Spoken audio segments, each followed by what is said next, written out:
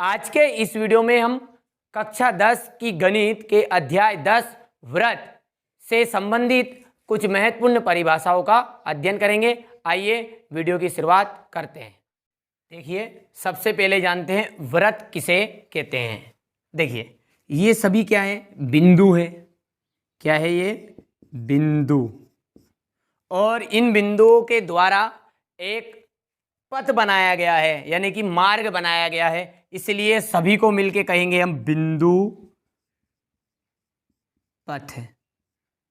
और ये जो बिंदु पथ है, यहां बिंदु पथ एक निश्चित बिंदु से समान दूरी पर बनता है, इसे ही हम व्रत कहते हैं। तो व्रत की परिभाषा किस तरह से बनेगी कि किसी एक निश्चित बिंदु से समान दूरी पर, किसी एक निश्चित बिंदु से समान दूरी पर जो बिंदुओं का बिंदु पथ बनता है, उसे ही हम व्रत के नाम से जानते हैं या व्रत कहते हैं। अब देखिए, व्रत का केंद्र, ये जो निश्चित बिंदु है, इस निश्चित बिंदु के कारण ही आपका बिंदु पथ बन रहा है। तो ये निश्चित बिंदु ही क्या है? व्रत का केंद्र है। तो व्रत का केंद्र की परिभाषा किस तरह से बनेगी? इसके जरिए ही व्रत के केंद्र की परिभाषा बनेगी। देखिए, जिस निश्चित बिंदु के कारण समान दूरी पर बिंदुओं का बिंदु पथ बनता है, उस निश्चित बिंदु को ही हम व्रत का केंद्र कहते हैं। देखिए, सबसे पहले हमने जाना अभी कि व्रत किसे कहते हैं। तो एक निश्चित, सिंपल सी भाषा में, अपनी भाषा में आप याद रखिएगा कि देखिए, एक निश्चित बिंदु होता है और इस निश्चित बिंदु से समान दूरी पर, यानी कि इधर से यहाँ तक नापेंगे तो मान लिया 5 सेंटीमीटर है, तो यहाँ पर भी 5, यहाँ पर भी 5, यहाँ पर भी 5, 5, 5, 5। तो कोई भी एक निश्चित बिंदु है, उस निश्चित बिंदु को तो हम क्या कहेंगे? व्रत का केंद्र। पर उस निश्चित बिंदु के कारण जो बिंदुओं का एक बिंदु पथ बनता है, एक मार्ग बनता है, एक रास्ता बनता है, उसे ही हम व्रत के नाम से जानते हैं। अब देखिए, तीसरा है आपका व्रत की परिधि। अब व्रत की परिधि किसे कहेंगे? जो ये बिंदुओं का पथ है, इसी को मैं मोटा कर दूं इस तरह से, इस तरह ये मैंने इस पर क्या बना दिया है? एक घेरा बना दिया है। तो इसे हम कहेंगे घेरा। और ये किस पर है? तो व्रत के चारों ओर है। ये जो पार्टीशन था आपका बिंदुओं का, ये पूरा बना था आपका व्रत, ठीक है।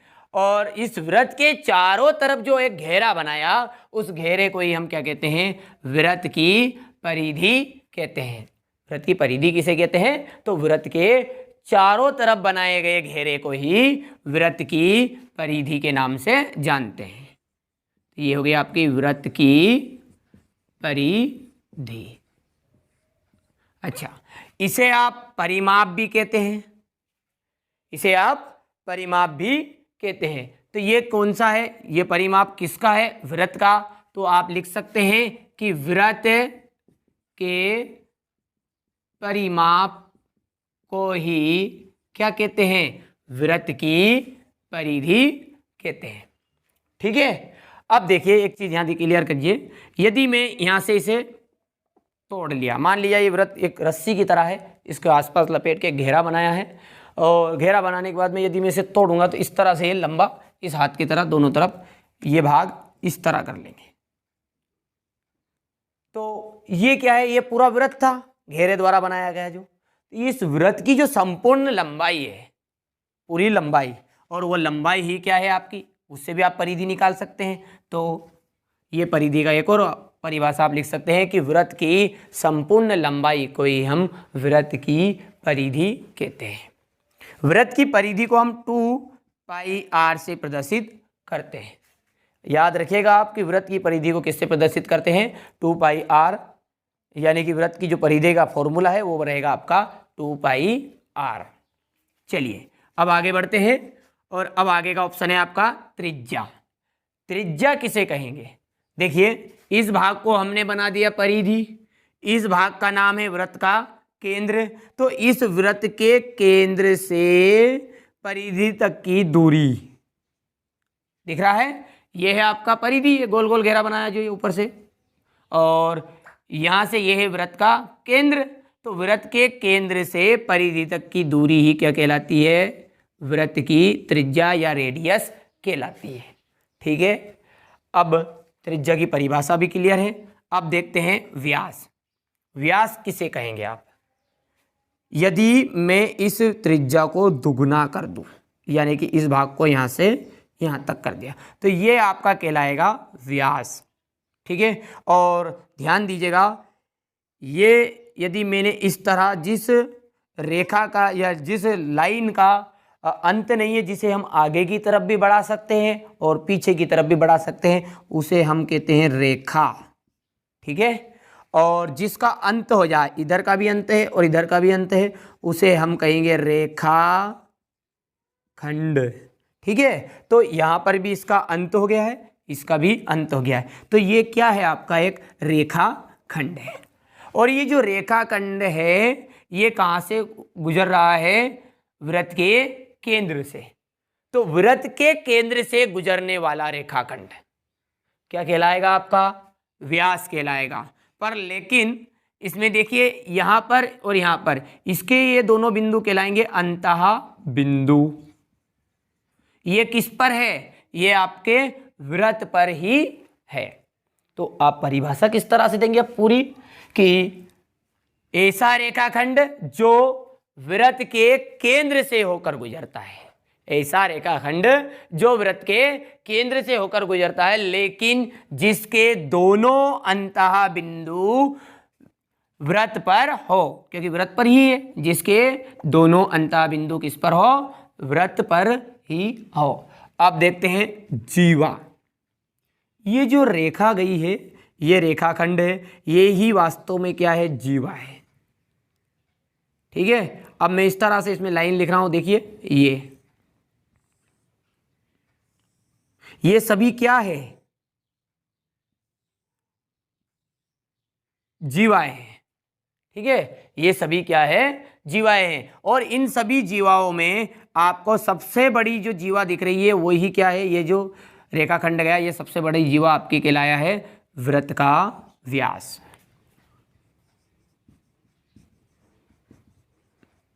तो आपसे प्रश्न पूछा जाता है कि वृत्त का व्यास जो है वहाँ सबसे बड़ी जीवा होती है, सत्य है या असत्य? तो सत्य बात है कि सबसे बड़ी वृत्त की जीवा को ही क्या कहते हैं, हम व्यास के नाम से जानते हैं। अब देखिए जीवा की जो परिभाषा है वह है आपकी कि वृत्त के ये बिंदु है, देखिए यहाँ पर ये भी बिंदु है, ये बिंदु भी है, सारे बिंदुओं से तो मिलके बना है। तो वृत्त के दो बिंदुओं को मिलाने वाली रेखा क्या बनी आपकी, ये है कि दो बिंदुओं को मिलाने वाली रेखा। ठीक है, तो दो बिंदुओं को मिलाने वाली रेखा किसकी, वृत्त के दो बिंदुओं को। तो वृत्त के दो बिंदुओं को मिलाने वाली रेखा को ही हम क्या कहते हैं, जीवा के नाम से जानते हैं। ठीक है, जीवा भी क्लियर है आपकी। अभी तक हमने वृत्त पढ़ा, वृत्त का केंद्र, वृत्त की परिधि, त्रिज्या, व्यास और जीवा। आप जल्दी से इनको दोहराइए। वृत्त किसे कहा हमने, कि ये क्या है, असंख्य बिंदुओं के द्वारा निर्मित बिंदु पथ है। या फिर हमने इसको बोला है कि कोई भी एक निश्चित बिंदु जिससे समान दूरी पर जो बिंदुओं का बिंदु पथ बनता है उसे ही हम वृत्त के नाम से जानते हैं। या फिर आप दूसरी परिभाषा लिख सकते हैं इसकी, कि असंख्य बिंदुओं के द्वारा निर्मित बिंदु पथ, असंख्य बिंदुओं के द्वारा निर्मित बिंदु पथ को ही हम वृत्त कहते हैं। दूसरा देखा हमने वृत्त का केंद्र, जिस निश्चित बिंदु के कारण समान दूरी पर बिंदुओं का पथ बनता है, उस निश्चित बिंदु को ही हम वृत्त का केंद्र कहते हैं। इसके बाद में हमने जाना वृत्त की परिधि। वृत्त की परिधि किसे कहा, कि जो हमारा वृत्त है उसके चारों तरफ बनाए गए घेरे को ही हमने कहा वृत्त की परिधि, या सिंपल भाषा में या वृत्त के परिमाप को ही हम वृत्त की परिधि कहते हैं, या वृत्त की जो संपूर्ण लंबाई है उसको भी हम वृत्त की परिधि कह सकते हैं। इसके बाद में हमने देखा त्रिज्या, तो ये जो वृत्त का केंद्र है इससे यहाँ तक की जो दूरी है ये कहलाती है वृत्त की परिधि। तो वृत्त के केंद्र से परिधि तक की दूरी आपकी त्रिज्या कहलाई। इसके बाद में व्यास, व्यास किसे कहा? ऐसा रेखाखंड जो वृत्त के केंद्र से होकर गुजरता है, ऐसा रेखाखंड जो वृत्त के केंद्र से होकर गुजरता है तथा जिसके दोनों अंतः बिंदु वृत्त पर हो उसे हमने क्या कहा? व्यास कहा। और जो वृत्त का की सबसे बड़ी जीवा है उसको व्यास कहते हैं। ये भी परिभाषा लिख सकते हैं आप, सिंपल भूल जाए तो, कि वृत्त की सबसे बड़ी जीवा को ही वृत्त का व्यास कहते हैं। तो फिर देखा हमने जीवा, जीवा क्या है ये लिखी है लाइन यहाँ पर, कि दो बिंदुओं को मिलाने वाली रेखा। किसकी दो बिंदु है? तो वृत्त के दो बिंदु है। तो वृत्त के दो बिंदुओं को मिलाने वाली रेखा को हम किस नाम से जानते हैं? जीवा के नाम से जानते हैं। अब देखते हैं अप्रतिच्छेदी रेखा, प्रतिच्छेद या छेदक रेखा, स्पर्श रेखा और स्पर्श बिंदु किन्हें कहते हैं। तो देखिए ये आपका वृत्त है और जैसा कि हम अब पढ़ेंगे अप्रतिच्छेदी रेखा। तो रेखा मैंने बता ही दी है आपको, ऐसी लाइन जिसको हम आगे और पीछे दोनों तरफ हम बढ़ा सकते हैं उसे हम रेखा के नाम से जानेंगे। तो नाम में ही लग रहा है इसमें रेखा की, रेखाखंड की जरूरत पड़ेगी। एक तो ये है आपका रेखाखंड, तो ये रेखाखंड की हमें आवश्यकता ही नहीं है क्योंकि हमारा नाम में है अप्रतिच्छेदी रेखा। तो ये रेखा इस तरह बन गई। तो ये जो रेखा है यदि वृत्त के ये किसी भी बिंदु पर प्रतिच्छेद ना करे, नाम में लग रहा है अप्रतिच्छेदी रेखा, यानी कि ये वृत्त को किसी भी बिंदु पर प्रतिच्छेद नहीं करेगी। चाहे तो आप इसको इस तरह बना सकते हैं, कोई भी एक दर्शा देना आप। ये सारी रेखाएं कौन सी रेखाएं हैं? वृत्त की अप्रतिच्छेदी रेखा। ठीक है, चूंकि ये क्या कर रही है? वृत्त को एक बिंदु पर भी प्रतिच्छेद नहीं कर रही, यानी एक जगह से भी नहीं काट रही है। ठीक है, तो वृत्त की अप्रतिच्छेदी रेखा की आप परिभाषा कैसे देंगे?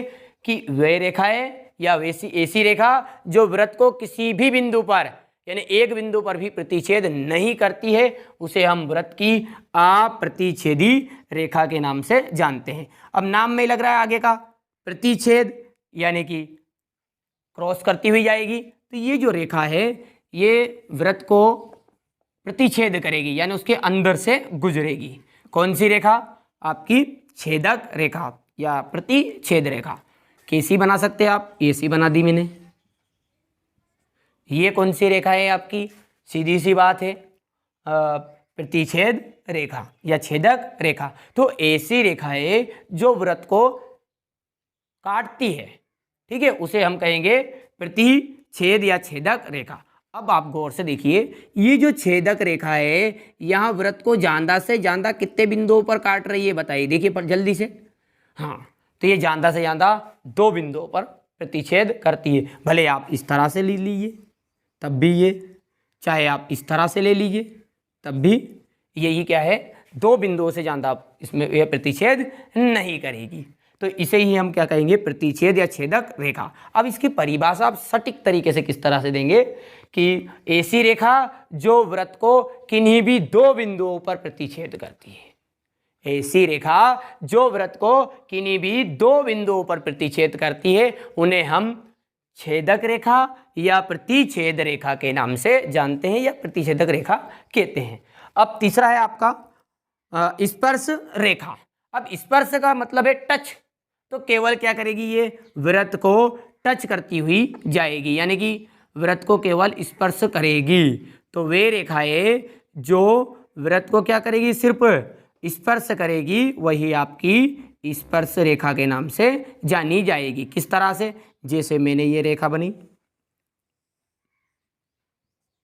इस तरह से भी ले सकते, कोई जरूरी नहीं कि इस चित्र को आप ऐसे ही बनाएं। ये पर अंदर नहीं घुस रही है, क्या कर रही है? टच होती हुई जा रही है, यानी स्पर्श होती हुई जा रही है। तो ऐसी रेखाएं जो वृत्त को केवल कितने बिंदुओं पर प्रतिच्छेद कर रही, देखिए गौर से, केवल एक बिंदु पर। अब आप कहें यहाँ भी है, यहाँ भी, तो ये क्या है, एक ही बिंदु है यहाँ से तक, मान के चलिए, तो केवल कितने बिंदुओं पर प्रतिच्छेद करेगी, एक बिंदु पर। तो ऐसी रेखाएं जो वृत्त को सिर्फ और सिर्फ एक बिंदु पर प्रतिच्छेद करेगी, उसे ही हम वृत्त की स्पर्श रेखा कहेंगे। अब स्पर्श बिंदु, अंतिम आपका टॉपिक रहा है, स्पर्श बिंदु किन्हें कहते हैं। देखिए स्पर्श बिंदु क्या है, ये जो केवल एक बिंदु जो प्रतिच्छेद किया नहीं, ये बिंदु ही आपका कौन सा बिंदु है, स्पर्श बिंदु। ठीक है, तो यही क्या है आपका स्पर्श बिंदु। अब इसकी परिभाषा कैसी रहेगी, देखिए ये वृत्त का भी बिंदु है और इस स्पर्श रेखा का भी बिंदु है, और जो दोनों का साथ में बिंदु होता है उसे हम कहते हैं उभयनिष्ठ बिंदु। तो उभयनिष्ठ बिंदु किसे कहते हैं, ऐसा बिंदु जो दो किन्हीं भी दो चीज़ों का एक हो, यानी कि उनका भेले में या फिर उसको बोलते हैं पार्टनर में हो, उसे कहेंगे अपन उभयनिष्ठ बिंदु। तो ऐसा बिंदु जो स्पर्श रेखा और वृत्त का उभयनिष्ठ बिंदु है, उसे ही हम स्पर्श बिंदु के नाम से जानेंगे। तो सटीक परिभाषा आप किस तरह लिखेंगे कि जो स्पर्श रेखा है और वृत्त का जो उभयनिष्ठ बिंदु है, स्पर्श रेखा, क्योंकि ये जो रेखा है ये कौन सी रेखा है, स्पर्श रेखा। तो स्पर्श रेखा और वृत्त के उभयनिष्ठ बिंदु को ही हम स्पर्श बिंदु कहते हैं। इस तरह हमने आज वृत्त किसे कहते हैं, वृत्त का केंद्र किसे कहते हैं, वृत्त की परिधि, त्रिज्या, व्यास, जीवा, अप्रतिच्छेदी रेखा, प्रतिच्छेद रेखा या छेदक रेखा, स्पर्श रेखा, स्पर्श बिंदु आदि को जानने का प्रयास किया। अगले पार्ट से हम इसकी एक्सरसाइज 10.1 का अध्ययन करेंगे। तो जब तक आप इसे अपनी कॉपी में ज़रूर नोट कर लीजिएगा और अच्छे से कंप्लीट कर लीजिएगा।